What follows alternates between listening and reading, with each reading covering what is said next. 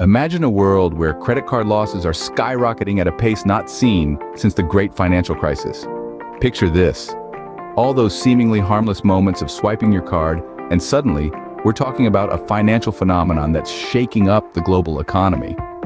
Funny how a piece of plastic can cause so much drama, isn't it? But let's get serious. This isn't just about credit card losses. This is about understanding a key cog in the financial machine, a cog that directly impacts our economy and the middle class. It's about understanding how something as simple as your credit card debt can ripple out and cause waves that rock the economic boat. We're going on a journey, diving deep into the world of credit, debt, and the economy. It's a journey that's not only enlightening, but also crucial in these fast-paced financial times. So buckle up, because we're about to explore what this means for your wallet and your future. Scene script. Firstly, it's vital to understand what's happening. Credit card losses are climbing faster than a squirrel on a sugar rush. Let's start by laying down the facts. Our world today is more digitized than ever, and with this shift, credit card usage has skyrocketed. But with this increase, we're also seeing a significant rise in credit card losses. In fact, the pace at which these losses are mounting is the fastest we've seen since the great financial crisis. Imagine this, it's like an avalanche. Every snowball of debt that rolls down the hill becomes a part of a larger, more destructive force. And just like an avalanche, the impact of these losses doesn't stay confined to the individual. It trickles down, affecting the wider economy. Now you might be wondering, why is this happening? Well, there are several reasons. One of them is the simple fact that more people are using credit cards. As the saying goes, more cards, more problems. But it's not just the quantity, it's also the amount of debt. The average debt per cardholder has been steadily increasing over the years. And when people can't pay off their debts, it results in losses for the credit card companies, which in turn affects the economy. Another reason is the increasing interest rates. These rates are like the wind that fuels the fire. The higher the rate, the harder it becomes for people to pay off their debts, leading to more losses. But the most alarming fact is that this trend of rising credit card losses is not showing any signs of slowing down. It's like we're on a roller coaster ride that's only going up with no end in sight. So what does this mean for us? Are we on the brink of another financial crisis? Is the middle class going to bear the brunt of this situation? And most importantly, what can we do about it? So are we heading towards another financial crisis? Hang tight as we dive deeper. Now, what does this mean for our economy? Well, it's like a game of dominoes. When one piece falls, it triggers a chain reaction. Rising credit card losses can be that first domino. Let's break it down. When credit card losses rise, banks start to tighten their belts. They become more cautious about lending money. This doesn't just affect those looking for a credit card, it can also impact those wanting to get a home loan, a car loan, or even a business loan. So what happens when businesses can't get the loans they need? Well, expansion plans get put on hold. New jobs that could have been created aren't. This can slow down economic growth. And what about our retail sector? They can feel the pinch too. When people have less credit, they spend less.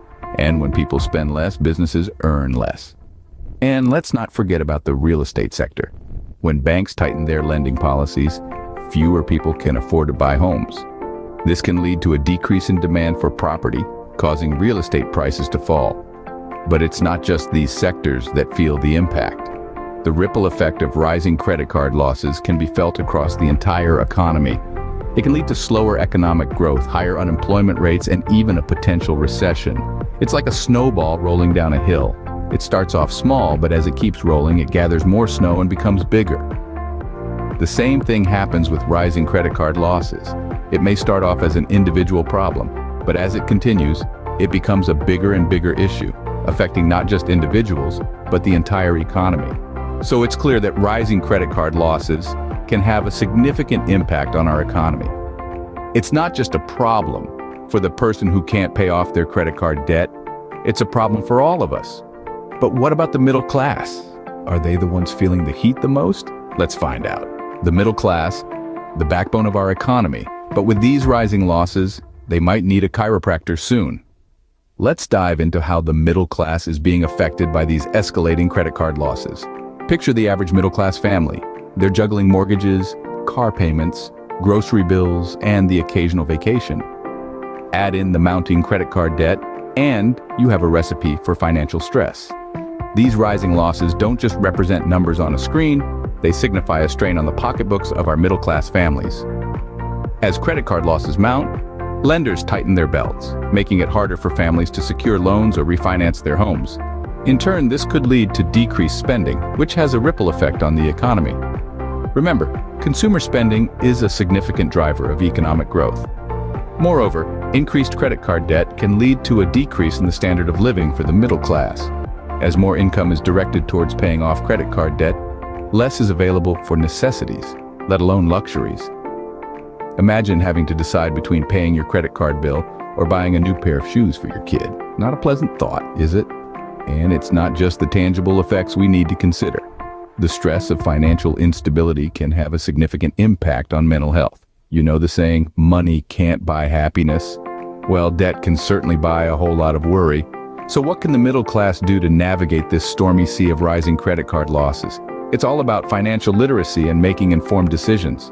It's about understanding the implications of high interest rates and the importance of paying off balances in full when possible. Now, before you start cutting up your credit cards, remember to hit the like button if you're finding this information helpful. And remember, every cloud has a silver lining. With the right tools and knowledge, the middle class can weather this financial storm. So what's the future looking like? Well, it's not all doom and gloom, folks. In fact, there are several steps that can be taken to mitigate the rising tide of credit card losses. Firstly, let's talk about the role of financial institutions. Banks and credit card companies can and should play a more active role in educating their customers about the responsible use of credit. This could involve providing clear and concise information about the dangers of overspending and the importance of paying off balances promptly. Let's be honest, it's much easier to avoid a pitfall when you can see it coming, right? In addition, these institutions could also offer more flexible repayment options. This might mean allowing customers to make smaller, more manageable payments over a longer period of time. It's a little like trying to eat an elephant. You wouldn't do it in one go, would you? No, you'd break it down into smaller, bite-sized chunks. Now, onto government policies. A stronger regulatory framework could help curb excessive lending and encourage more prudent borrowing. This could involve stricter credit checks, for instance, or limits on the amount of credit that can be extended to individuals. It's all about striking a balance between facilitating economic activity and preventing financial instability. Finally, let's not forget the role of individual financial responsibility. It's crucial that each of us takes the time to understand our own finances and make sensible decisions. That might mean cutting back on unnecessary spending, setting up a budget, or seeking professional financial advice. After all, the best defense is a good offense. So while the future may seem a bit cloudy right now, it's important to remember that there are ways to weather the storm. By working together, financial institutions, governments, and individuals can all play a part in turning the tide on credit card losses. Remember, every cloud has a silver lining, even in the world of credit card losses. So, there you have it, folks.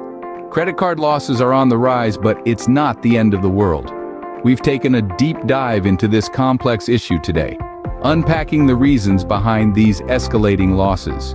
We've also explored the ripple effects on the economy and the middle class, revealing a multifaceted picture that's far from doom and gloom. The key takeaway here is the importance of financial responsibility.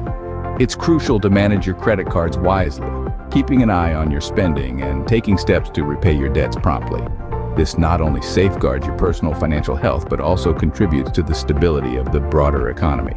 As we wrap up, let's remember that being informed is the first step towards making smart financial decisions. So thank you for sticking around with us on this new channel.